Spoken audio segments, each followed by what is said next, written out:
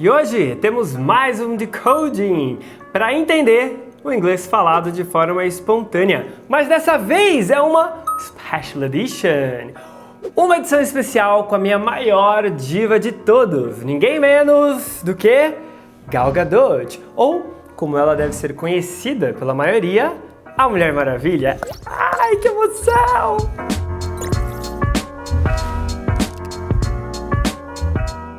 Mas por que esse é um decoding especial? Bem, além da Gal Gadot estar em cena, o que já tornaria tudo muito especial, tem um pequeno detalhe. Ela não é falante nativa de inglês. Se vocês viram todos os outros decodings que eu fiz, vocês já perceberam que a gente só foca em falantes nativos do inglês, certo? Ok, isso ajuda a entender a essência da fonologia do inglês em contextos de fala, algo que é completamente diferente das gramáticas ou das regras ortográficas. Por isso, falar e entender fluentemente o inglês pode ser muito mais interessante se a gente estudar pela fonologia, ou seja, os sons essenciais da língua inglesa. E nesse decoding, eu vou te provar da maneira mais incontestável que a fonologia é o melhor caminho para você brilhar no inglês. Com uma pessoa que supostamente fala errado, que não sabe gramática, não sabe usar preposição, não sabe os tempos verbais, etc, etc. Felipe? Quê? Pois é, hoje eu não vou focar em fenômenos fonológicos. Eu vou te mostrar que errar a gramática e as estruturas não significa nada quando você tem uma boa dicção e quando você é claro ao se comunicar em inglês. Agora, vamos ver esses erros e analisar se isso realmente impede a fluência no inglês. Tons of action. There's beautiful Roman story. Roman story. Romantic story. How do you say that? Romantic story. Romantic story. E aí, você conseguiu sacar a confusão? Na primeira vez, a Gal falou de histórias romanas, ao invés de histórias românticas. Esse tipo de erro acontece bastante quando a gente está falando inglês. São duas palavras bastante comuns, né? Bastante semelhantes e com uma estrutura fonológica muito parecida. Mas logo quando ela falou Roman, ela percebeu que soou estranho e ela depois foi procurando a palavra que ela realmente queria usar, que era romantic. Mas o importante é que ela não deixou de falar, mesmo se confundindo de palavra.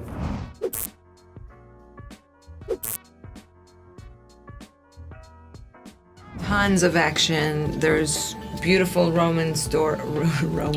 Roman story. Romantic story. How do you say that? Romantic story. Romantic story. Pois é, dê risada e toque a vida, porque isso vai acontecer muitas vezes se você não é nativo do idioma que você estuda. Vamos dar uma olhadinha na próxima? We left all the cynicism aside. Cynicism. Caramba, que palavra difícil essa! Cynicism. Cinismo, né? Mas era realmente o que ela queria de fato expressar. Por ser uma palavra bem complexa de pronunciar, ela pergunta rapidamente para o companheiro dela, o Chris, né, se ela estava certa e segue o baile. Ter uma dúvida assim não é motivo para você não conseguir se expressar até mesmo com palavras bem específicas. Geralmente, quando você está falando com um nativo, ele não fica procurando os erros na sua fala. Olha, ela vai errar, ela vai errar, ela vai errar. Não, ele só quer mesmo te entender de forma geral ali o que você está falando. Perceba que neste caso ela acertou a palavra e a pronúncia, mas o fato dela não ser nativa fez com que ela tivesse dúvida e quisesse a confirmação do interlocutor dela, que é nativo.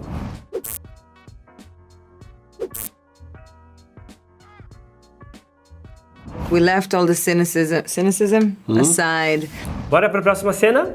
But, you know, at in her core. In her stomach? Core. You're hungry? No, I'm but hungry. I think that, you know, eventually core. But in or at? In her core. Ah, essa é boa! Essa aí é a dúvida de todo mundo, não é? Vai me dizer que você também não tem essa dúvida. Oh my God, what is the preposition? It, at, on. E aí, ela deixa de se comunicar só porque ela não tem certeza de como usar corretamente as preposições? Isso é algo que os ensinos tradicionais levam horas e horas e horas mostrando milhares de regras só para apavorar os alunos. E de verdade, você vai querer ficar decorando milhares de regras gramaticais para conseguir falar inglês? Geralmente, o in tem o sentido de algo que está dentro, mas essas regras, na vida real, sempre tem exceções. Então, o importante é você se expor ao idioma e praticar, ok? Igual a Mulher Maravilha aí faz. Ela acaba fazendo do que muitos veem como um pesadelo da gramática, uma piada super descontraída. Detalhe, preposições não são coisas que se aprendem, são coisas que se decoram. Se alguém te disser que tem uma regra infalível para aprendê-las, fuja, é cilada.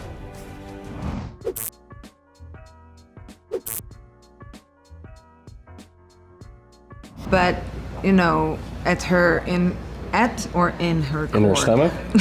Core. You're hungry? No, I'm but hungry. I think that, you know, eventually core. But in or at? In her core. Bora dar uma olhada na próxima? She was a caterer in the Israeli army. What is a caterer? You bring food, you're like craft services. No, I wasn't. Caterer. Você já ouviu falar nessa palavra? É super específica. É aquela pessoa que serve comida em buffets. E eu só sabia essa palavra porque eu assisti bastante Friends e a Phoebe trabalhou de caterer pra Mônica num episódio lá em específico. We are not leaving here until we are paid every penny because you know what, lady? We're part-time caterers and we have no place else to go. Mas nesse caso, não saber uma palavra fez com que ela não entendesse o contexto geral? Ou que ela ficasse envergonhada? Muito pelo contrário. Numa interação com o nativo, você vai fazer muitas vezes o que a Gal acaba de fazer. Ele diz uma palavra que você não conhece, que no caso ela não conhece, ela pergunta o que é, ele explica o que é, ela entende e segue a vida. Dica, se você não souber o que é essa palavra, tipo caterer, você pode explicar. Ah, it's a type of waiter, waitress.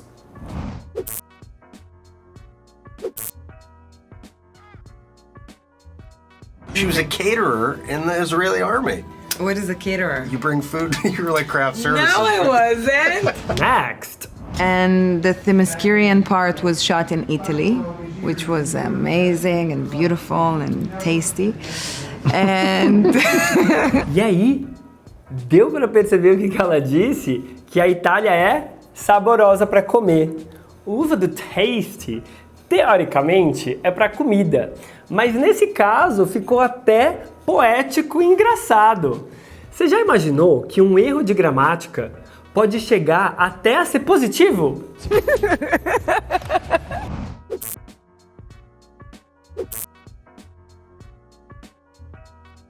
And the Themyscirian part was shot in Italy, which was amazing and beautiful and tasty.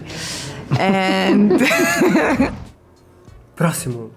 You said foot, so that means is it a foot you eat foot or foot with toes? Oh, foot is a fruit. Yes. E agora? Você confundiria pé e comida em inglês? Ou você comeria um pé? No inglês, quase dá para comer um pé, porque são palavras muito parecidas. Pé e comida são o que a gente chama, em fonologia, de pares análogos, ou seja, palavras que são muito similares na pronúncia a ponto de nos confundir. Foot é com o, ferradura de cavalo, um U metido e curto, o. E food é com o U de bico e prolongado, food. Ela se confundiu, mas se você quiser saber a diferença desses dois U's em inglês para não confundir, veja o meu vídeo sobre as vogais do inglês.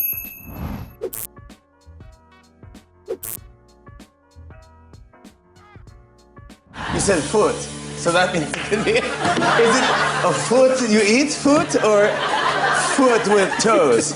Oh, foot is a fruit. Yes. Bora dar uma olhada na próxima? Now, how do you start most mornings when you're at home? I woke up, I wash my face and all that. Then I always drink a tablespoon of apple vinegar, water, and coffee, and workout. Okay. Bem, o que aconteceu aqui? Se tratando de uma rotina, algo que ela faz todo dia, o mais correto seria dizer tudo no presente. Eu levanto, eu lavo meu rosto, etc.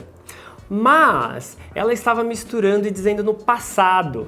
Eu acordei, eu lavei meu rosto, I woke up, I washed, como se estivesse narrando um acontecimento específico no passado. Esse tipo de erro é muito comum a depender do seu idioma nativo. No inglês e coincidentemente no português, quando a gente vai descrever a nossa rotina, a gente usa o presente do indicativo. Mas talvez no idioma nativo dela, pode ser que se use outro tempo verbal para expressar uma rotina e isso tenha influenciado ela a falar errado em inglês.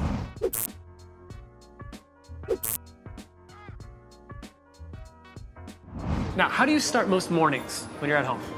I woke up, I wash my face and all that. Then I always drink a tablespoon of apple vinegar, water, and coffee, and workout. Okay. Bora para a próxima cena? Oh my God, have my it's way. Israeli chocolate. Thank you so much. I'll share. E aí, você conseguiu ouvir o que ela disse no final? I'll chair. Chair, de cadeira ou do verbo presidir, né? Mas é claro que pelo contexto ela quis dizer share, de dividir, compartilhar. Tá vendo? Outros dois fonemas que mudam completamente o sentido em inglês. A africada ch, ch, ch e a palatal sh. Cadeira e compartilhar são pares mínimos, ou seja, palavras que se diferenciam apenas por um fonema. Chair, share.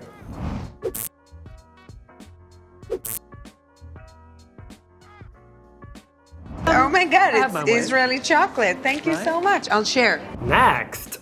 Where do you go to get inspired? I love going to the museums. Você pegou essa? Nossa, quase imperceptível esse erro. Nesse caso, o certo seria dizer I love going to museums e não the museums, porque não é um museu em específico. E essa dificuldade de usar ou não usar o the é normal. Aceite no seu coração que em algum momento você vai esquecer dessa palavra quando você precisa dela, ou até mesmo vai usá-la quando não deveria.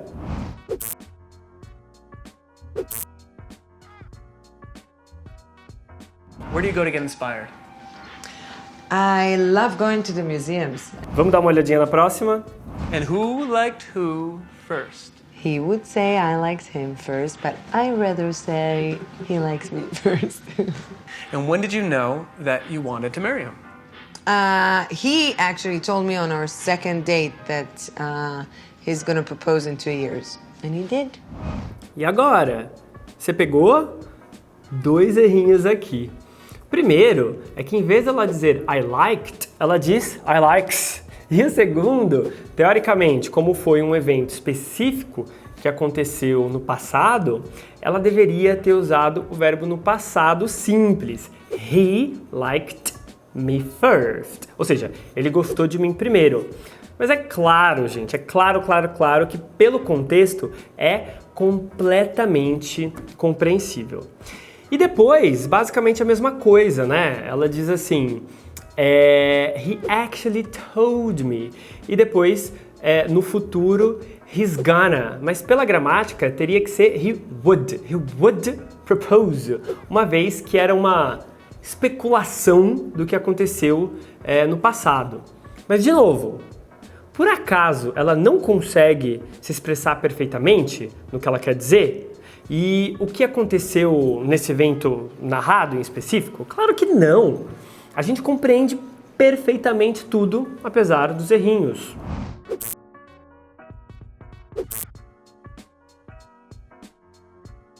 And who liked who first? He would say I liked him first, but I rather say he likes me first. And when did you know that you wanted to marry him? He actually told me on our second date that he's gonna propose in 2 years. And he did. Mas Felipe, a solução para quase tudo é praticar? Sim. Eu tenho certeza que a Gal deve até ter estudado essas regras gramaticais e deve inclusive conhecê-las, conhecer as regras. Entretanto, na hora de falar inglês, meu amigo, tudo muda. Na prática, a teoria é outra. Devido à espontaneidade da fala, é muito comum a gente se confundir e errar, principalmente usando estruturas da nossa língua nativa. E por último... Yeah, and what kind of law did you want to practice? I didn't quite figure that out yet back then, but life happened. Vamos ver se você conseguiu perceber esse aqui. Bom, primeiro, o entrevistador pergunta o que a Gal queria ter estudado quando ela fazia direito, carreira que ela abandonou totalmente. E na resposta, ela usa o yet. I didn't quite figure that out yet. E logo ela se corrige e ela diz back then. Pois é, o yet pressupõe um ainda no presente, como se ainda ela estivesse pensando em qual carreira seguir no direito. Por isso que ela ri e depois ela diz back then, que passa a ideia de algo que ficou no passado. Então a vida aconteceu e ela virou quem é.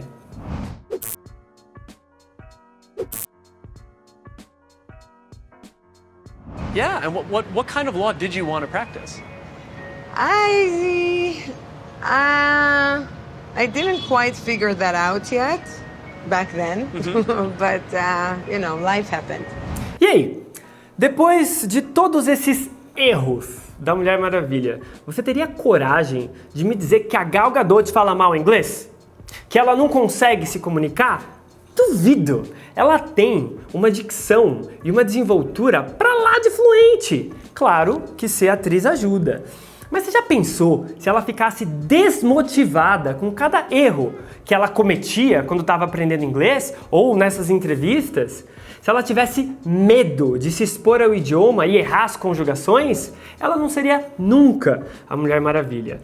E antes disso, ela com certeza cometia muito mais erros gramaticais, o que nunca a impediu de ser contratada por Hollywood.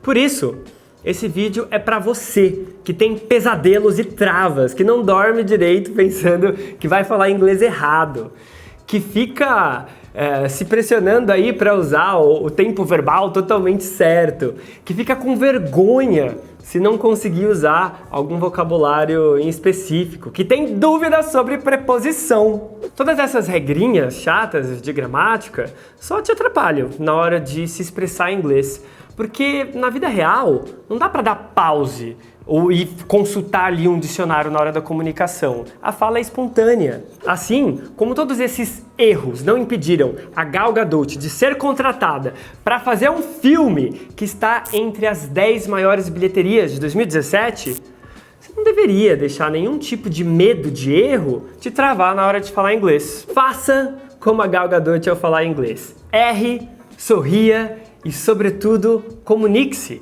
A minha proposta com a fonologia é justamente te deixar com uma dicção tão boa, tão clara, que quando você cometa esse tipo de erros, e acredite, você vai cometer, o seu interlocutor esteja com você numa conversa tão clara, tão fluida, tão gostosa, que ele nem perceba esses detalhes. Agora, se inscreve aí, que no nosso próximo Decoding a gente volta a analisar a fala dos nativos. I'll see you there!